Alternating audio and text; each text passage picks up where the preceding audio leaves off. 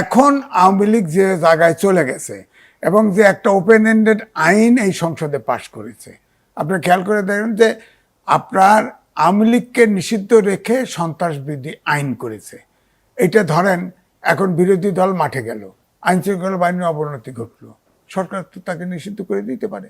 আবার ধরেন 5 বছর 10 বছর পরে বা জামাতি ক্ষমতা আসলো, 11 দলই ক্ষমতা আসলো, বিএনপিকে নিষিদ্ধ করতে পারে। আবার ধরেন 10 বছর 20 বছর পরে আওয়ামী লীগ ক্ষমতা আসলো, আওয়ামী লীগ বিএনপিকে নিষিদ্ধ করতে পারে। এ ধরনের আইন তো একটা গণতান্ত্রিক দেশে হয় না। একটা রাজনৈতিক দল রাজনীতি দিয়ে মোকাবেলা করতে হবে। সেখানে তো আইন করে নিষিদ্ধ করার যে পার্মানেন্ট বিধান চাললো, দেখেন 1974 সালে স্পেশাল পাওয়ার অ্যাক্ট এখনো বলবৎ। 5ই আগস্টের পরে মোস্তাক যখন ক্ষমতা নেয়, তখন যত জেলখানা গেছে 80% লোক 74 সালের স্পেশাল পাওয়ার অ্যাক্টের অধীনে আওয়ামী লীগের লোক জেলে গেছে।